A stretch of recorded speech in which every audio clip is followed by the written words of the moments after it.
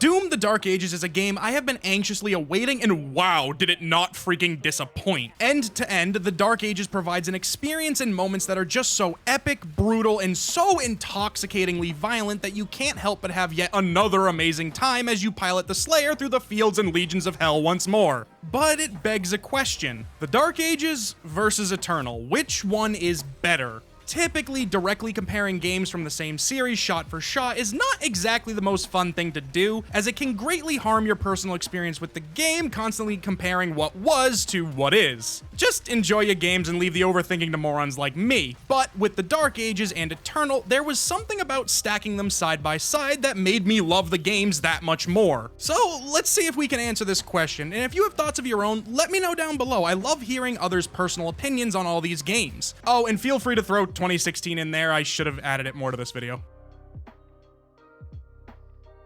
So, in the interest of doing this correctly, let's talk about the Dark Ages first. And look, it has its flaws, but miraculously it somehow managed to have the biggest flaws and the things you don't necessarily pick up a Doom game looking for. I have always been more in the camp of, you play a Doom game for the gameplay, you know, rip and tear and all that, not exactly a riveting story, and that kind of rings true here. Look, I call this a flaw because the story of the Dark Ages is in your face at all times, trying to really sell a narrative position that to me feels totally out of place for this type of game. There's the good guys, the bad guys, a MacGuffin, and a ton of other tropes that are, frankly, in the context of Doom, they're a little off-putting. I'm not really here to get attached to characters or give all that much of a shit about what's going on. I'm the Doom Slayer. I'm here to kill demons and look damn good in a cloak while doing it. This isn't to say the story is bad. I don't think I'd go as far to say that, but it is painfully par for the course. But hey, that's not exactly what I'm here for, so while it is a flaw of the game, I don't know how much weight I can really put behind that. A flaw a bit more prominent and honestly just more unfortunate than really anything else is the soundtrack this go around. Now, I feel for these composers. Following Mick Gordon is a daunting task and one that realistically didn't need to happen, but it did, so here we are. But I can't deny that it has lost a lot of its punch and power and feels at times more generic and just there to exist rather than add that crazy pump up for the ensuing arena. Honestly, it's actually kind of hard to hear at times. It's almost like the fight starts and it fizzles out a bit, which stinks. Love kicking demon butt to a badass soundtrack, but given the situation, I guess it was bound to be a sore spot for the game. But again, while these are unfortunate to fall short on, they aren't exactly the draw to the game in the first place. For some, maybe it is, but I think it's more fair to say that when I pick up a Doom game, I am here for one thing. The gameplay of Doom is everything to the game. Hell, it brought the concept of push-forward combat to the stage, and ever since its inception, Doom has done it better than any other. And that's across all of them, from 2016 to Eternal and now here in the Dark Ages. The concept of never backing down and benefiting from that mode of attack is alive and well. And each game does it so differently. It's more akin to a new reimagination with the same core rather than a direct continuing sequel. And the Dark Ages is no different. If anything, it's the biggest advocate for driving all the way into the center of the arena with not even the slightest thought to the word retreat. And the game incentivizes this insane level of push forward. The bullets, the ammo, shields, health are all far more common occurrences to spew from the hordes you are mowing down, so getting in there and barrel stuffing every super heavy you see is a completely viable option. This is a departure from Doom Eternal, a game that very much relied on movement, dodging, hooking, and anything else you could do to avoid staying in one place too long, and with good reason. Eternal was built around its blinding fast combat loop. You needed to move constantly by any means necessary to avoid the mammoth amounts of damage you could take at a moment's notice. And while there were ways to regain your resources, ammo, shields, and alike, it wasn't as simple as just killing whatever demon was in front of you. A lot of times you needed to utilize your flamethrower for shield shards, chainsaw for bullets, frost grenades to make space to use said tools, and on and on. And on top of all of this, these pieces of kit needed to be managed. They weren't unlimited. This built up the stress of every encounter, realizing you are out of fuel, just used your last dash, and missing most of your ammo when you are staring down more demons than you can count is a freaking wild feeling, and Eternal evoked this over and over, leading to here in the Dark Ages where they flipped it. Once you are in, you're in, and the more seemingly overwhelmed you find yourself, honestly the safer you are. Rather than the indiscriminate rogue saw blade flying around the map, you feel more like an unstoppable rock slide just stomping and hulking your way through the hordes of demons. And originally that was another weird feeling change from Eternal to here. You feel heavy, not clunky, no. The shooting and moving is as smooth and crisp as you could ever hope for. No, heavy. There is a weight behind your movements, and the game goes out of its way to make sure you are aware of it. Hell, jump off a ledge into a horde of demons and watch them be blown apart just by the sheer impact of this blood-crazed berserker. Shield dash across the arena directly into your target. Well, fuck whoever you were aiming for, his posse exploded with him. And hell, tossing a bladed shield so hard it embeds itself in a demon's chest and keeps freaking spinning. These factors just add to that feeling of strength and weight behind every one of your movements. Already, just off these factors, these two games are making a point that while they may share a world and a core set of rules, they are vastly different experiences, and that is something to be applauded. Hell, I'll give it a lot of credit because by all rights, Eternal is a technical masterpiece. Doom Eternal's combat is so much deeper than just its movement and resource management. You are weapon swapping constantly to deal with a massive list of normal, heavy, and super heavy demons, all with their own individual weaknesses and critical zones. Sure, you could make any weapon technically work on any demon, but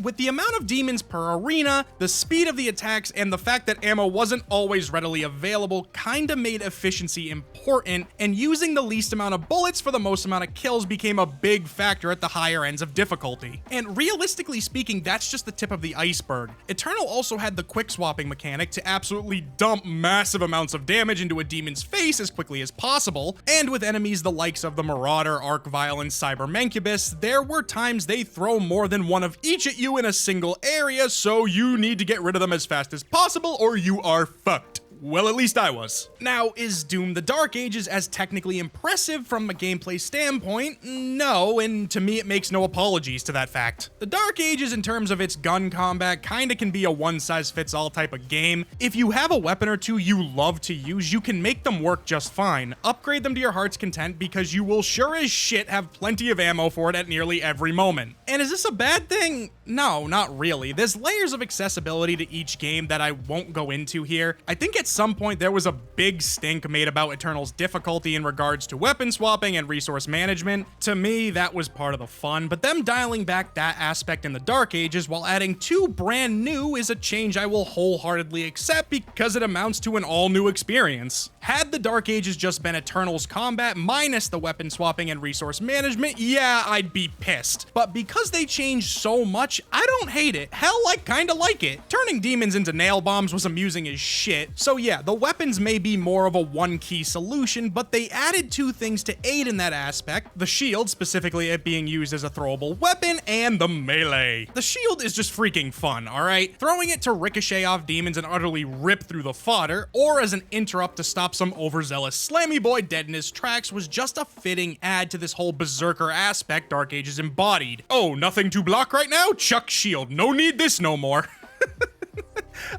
I keep saying berserker, but honestly, a D&D barbarian is more fitting. Holy hell, the Doomslayer is a freaking raging barbarian.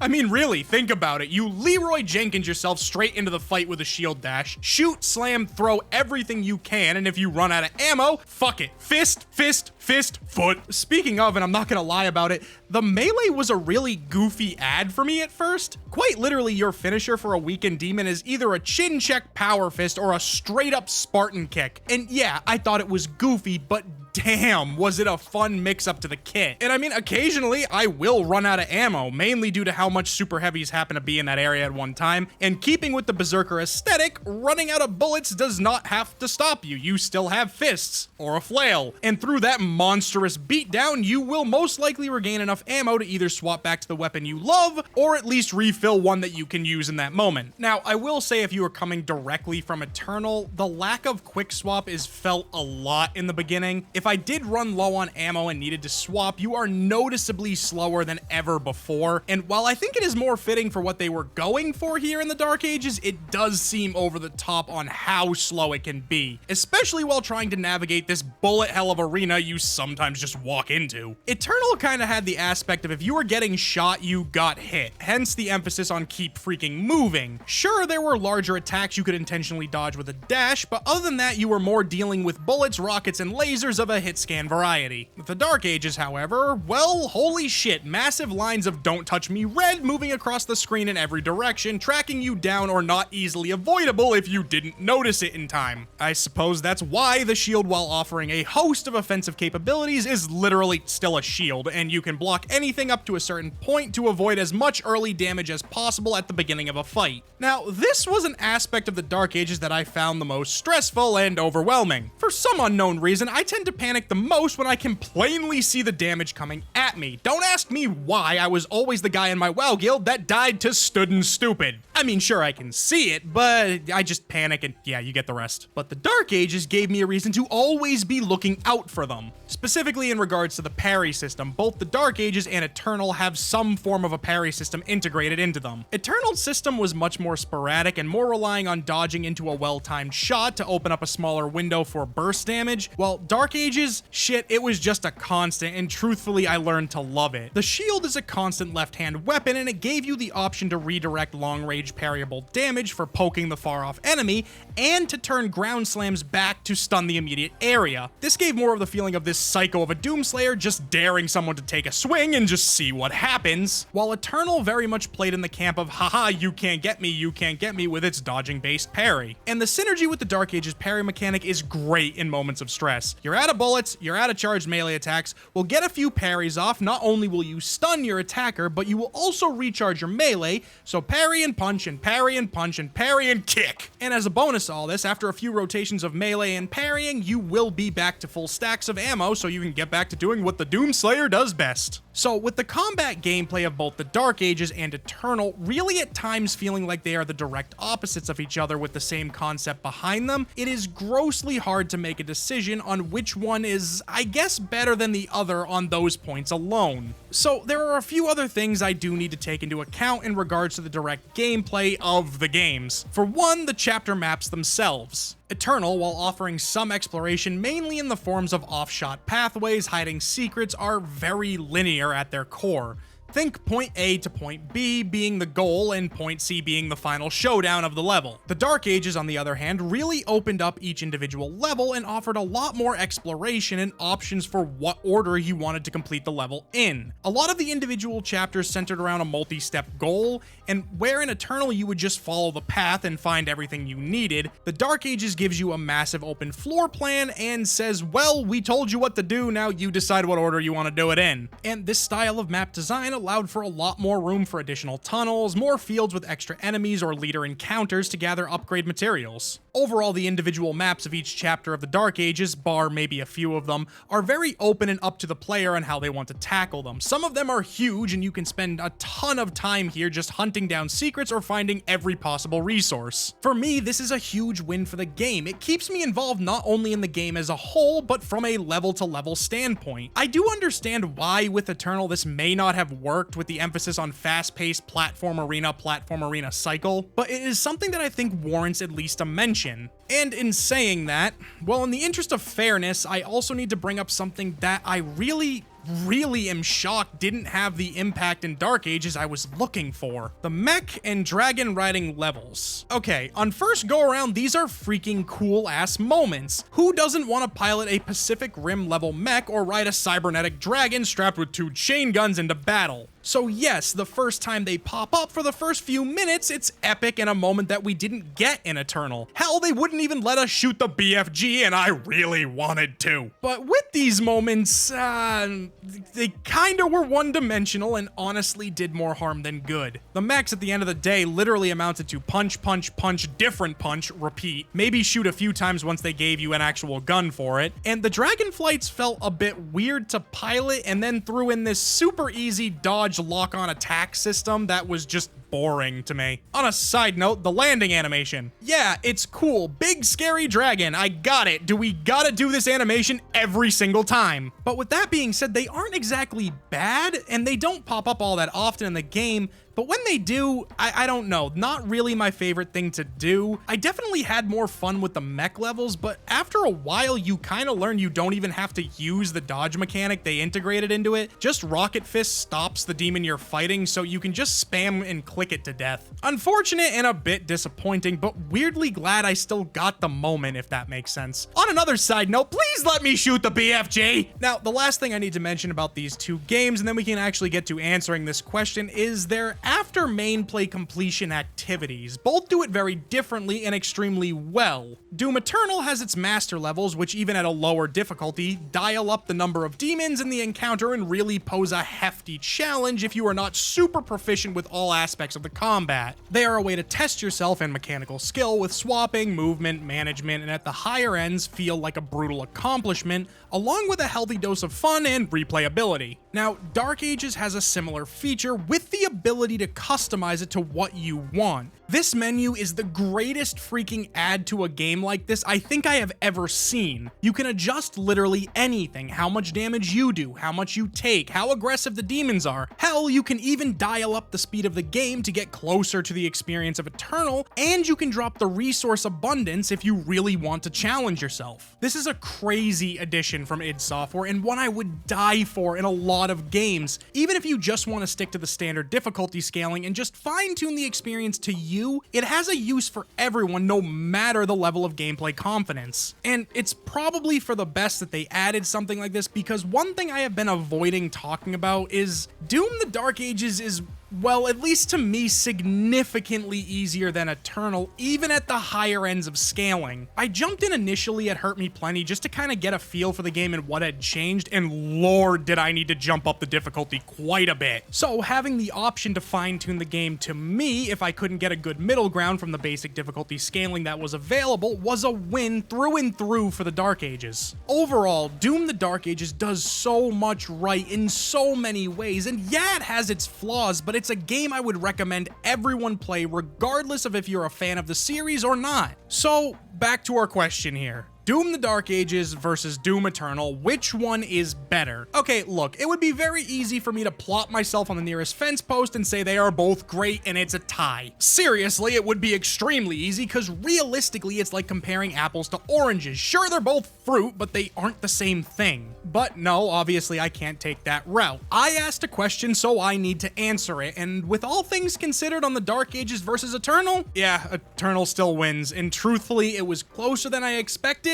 but it came down to one factor at the end of all of it. Doom the Dark Ages is an amazing game in its own right. Standing alone, even with my perceived flaws of the game, I had an amazing time end to freaking end. But because of the combat, the open map design, and the almost easy difficulty, I don't think the Dark Ages is going to be a game that will remain installed for me for an extended period of time. Because I spent so much time in each individual chapter, I kinda got all I wanted out of it from 2 playthroughs and a few extra chapter runs I really wanted to replay at a higher difficulty. But outside of that, I don't have a real reason to keep playing it. Sure, it was fun the first go around, but I don't necessarily think I need a third or a fourth. Meanwhile, Eternal, well shit, Eternal is a game I dumped 100 hours into directly after my first play, and remains a common install on my PC for whenever I want to have a few hours of fun. There is so much to do in just the base game, so much to push myself against, so many moments of beating a master level, thinking I can do so much better and jumping immediately back into the same one. And the longer I play it, the more of a technical masterpiece I think it is, and it never seems to get old. During this little comparison I decided to do here, I spent some time jumping back and forth between chapters in the Dark Ages and chapters in Eternal, and I really can't deny that beating a chapter on Eternal just feels better and overall more fun to me. I was having an absolute blast in the Dark Ages, but there is just something about perfectly moving, managing, and tearing your way through the arenas of Eternal that gives this level of accomplishment that the barrel stuffing of one gun fits all of the Dark Ages